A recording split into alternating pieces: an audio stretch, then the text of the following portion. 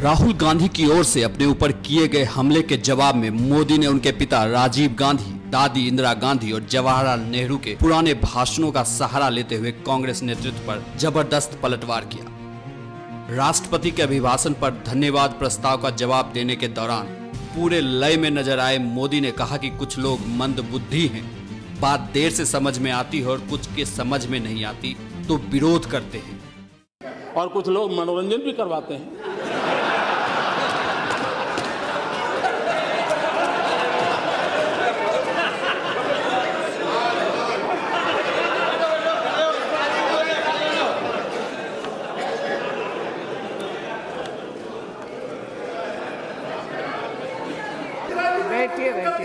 कि हम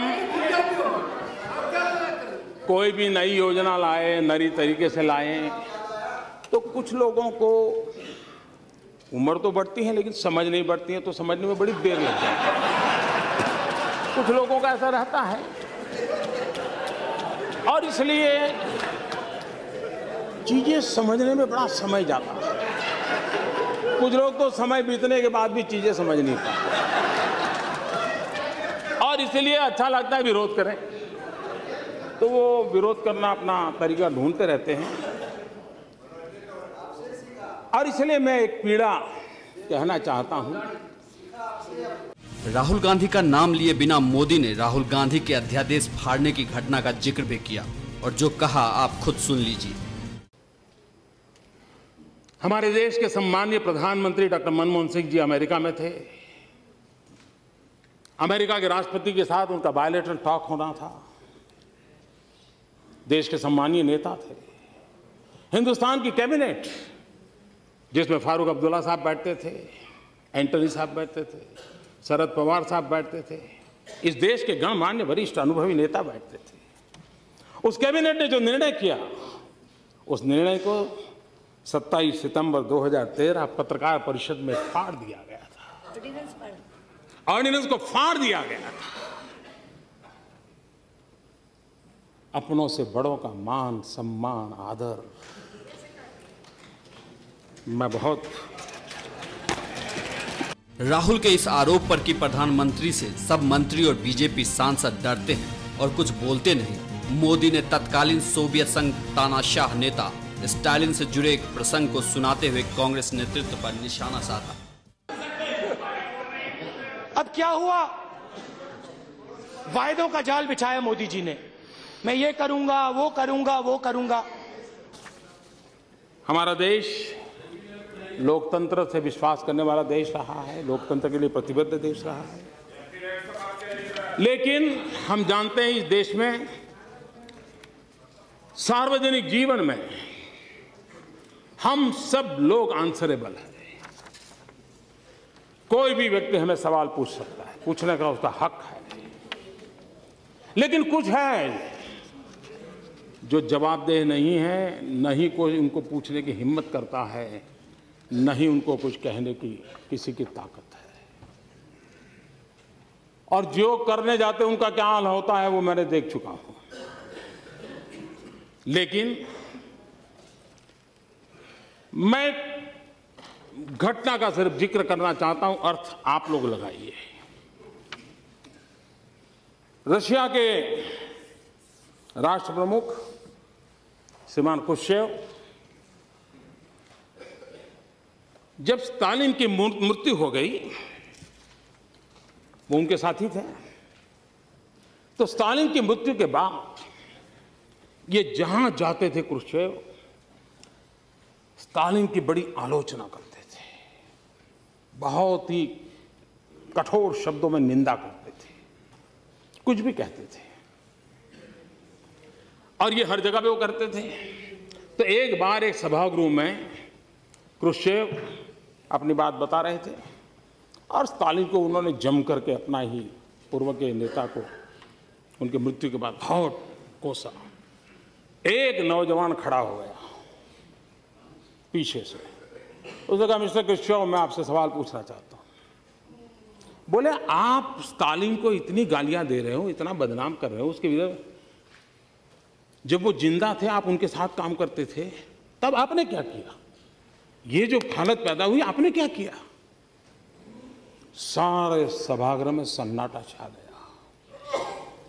जब सभागृह में सन्नाटा छा गया और कुछ पल के बाद कृष्ण ने कहा, जिसने सवाल खड़ा किया है वो जरा खड़े हो जाओ। वो खड़े हो गए। उन्होंने कहा, तुम्हें जवाब मिल गया? तुम जो आज कर पा रहे हो, स्टालिन के जमाने में मैं चाहता था लेकिन नहीं कर पाता था। और इसलिए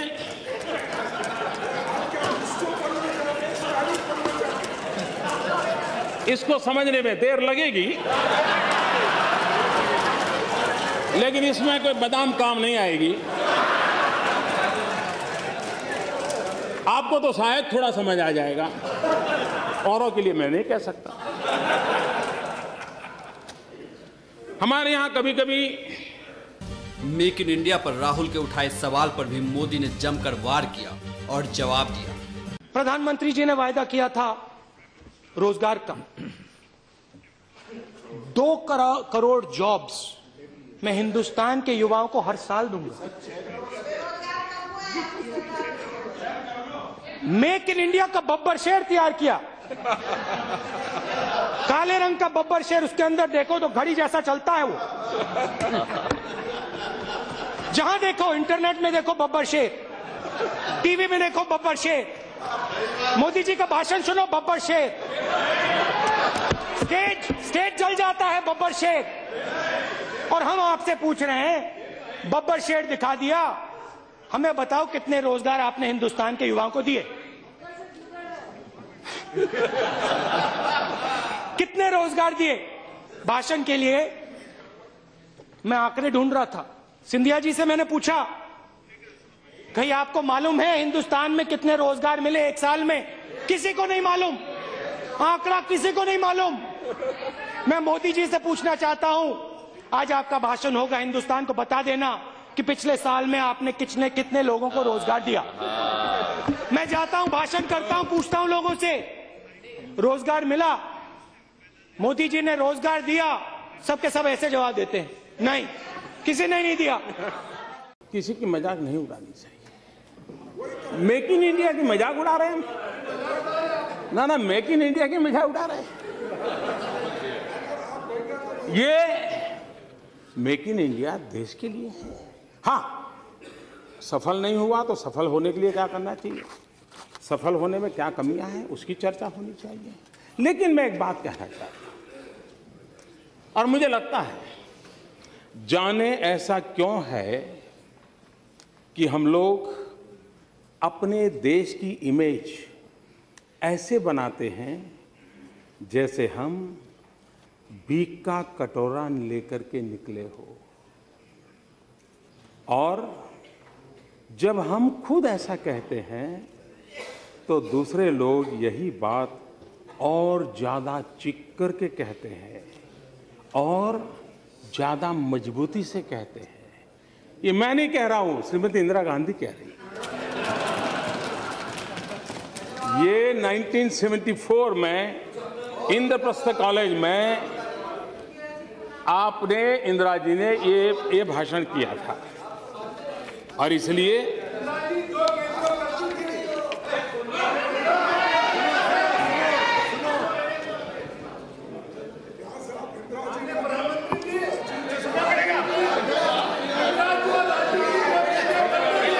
ये भी बात है कि हम कोई भी नई योजना लाए, नई तरीके से लाएं, तो कुछ लोगों को उम्र तो बढ़ती है लेकिन समझ नहीं बढ़ती है, तो समझने में बड़ी देर लगती है। कुछ लोगों का ऐसा रहता है, और इसलिए चीजें समझने में बड़ा समय जाता है। कुछ लोग तो समय बीतने के बाद भी चीजें समझ नहीं पाते, और इसलिए अच्छा लगता है विरोध करें, तो वो विरोध करना अपना तरीका ढूंढते रहते हैं। और इसलिए मैं एक पीड़ा कहना चाहता हूं। सिर्फ मेक इन इंडिया नहीं, मोदी का राहुल पर वार लगातार जारी था। हर सवाल का मोदी चुन चुन कर जवाब दे रहे थे जो राहुल ने सदन में उठाए थे। नरेगा जैसी बेकार योजना मैंने कभी नहीं देखी। नरेगा, मनरेगा, मनरेगा, महात्मा गांधी योजना, सावरकर योजना नहीं, महात्मा गांधी योजना।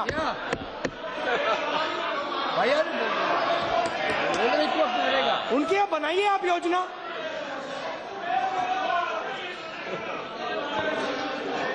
अच्छा बोलने दो।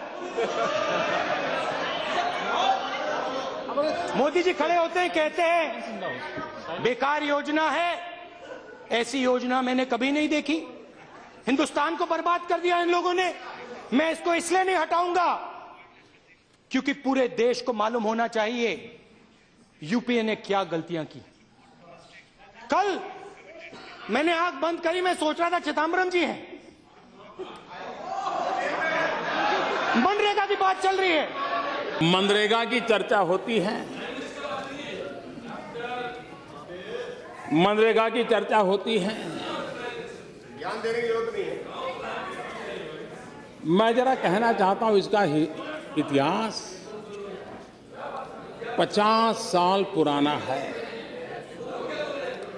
लेकिन उसके पहले भी राजे रजवाड़ों के जमाने में भी ऐसी कुछ न कुछ बातें चलती थी। आप देखिए 1972 महाराष्ट्र की रोजगार गारंटी योजना 1972 में आई। 1980 में national rural employment programme NREP ये 1980 में उसका रिकार्डिनेशन हुआ।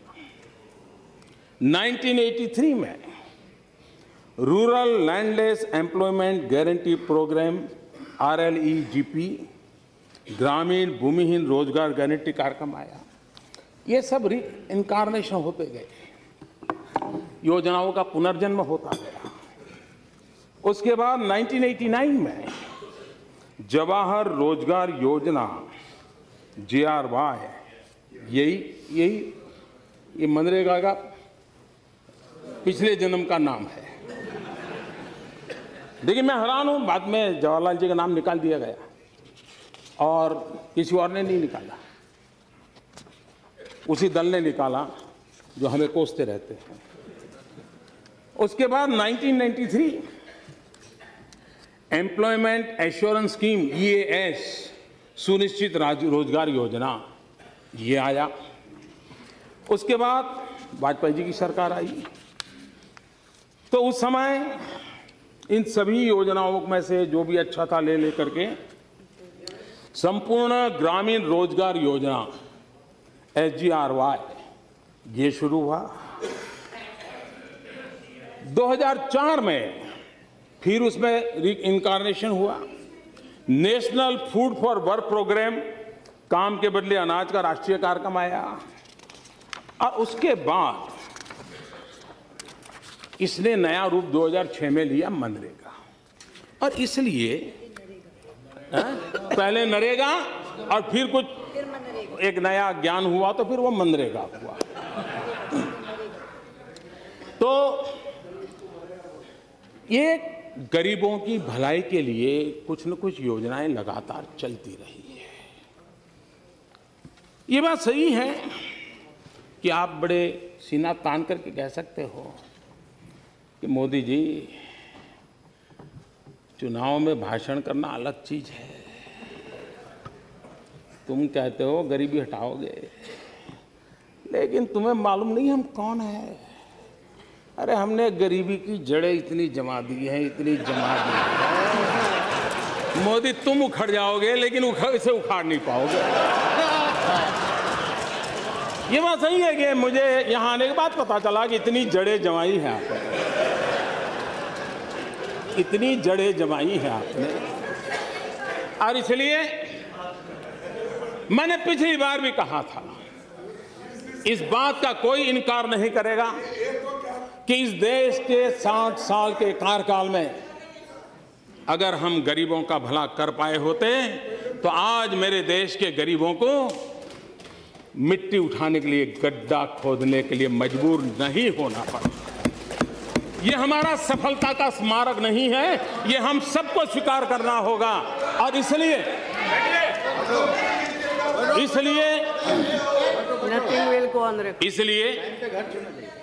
ये हमारा दायित्व भी बनता है कि ये जो क्रमिक विकास चला है इस योजना का, उसको और अच्छी बनाएं और उस जिम्मेवारी को निभाने का हम प्रयास कर रहे हैं। लेकिन ये बात स्वीकार करनी होगी कि हम उस हालत पर देश को लाए हैं, इवन स्किल लेबर को भी अनस्किल होने में मजा आने लगा है। और इसलिए मैं जब कहता हूं कि हमारी विफलताओं का स्मारक है, इसका मतलब यही है कि गरीबी न होती तो इस नरेगा या मनरेगा की जरूरत नहीं होती। लेकिन ये सच्चाई है और मैंने आकर के देखा कि ऐसी गरीबी की जड़ों को जमा दिया गया है कि उसको उखाड़ फेंकने के लिए मुझे भारी मेहनत करनी पड़ रही है। और उसके लिए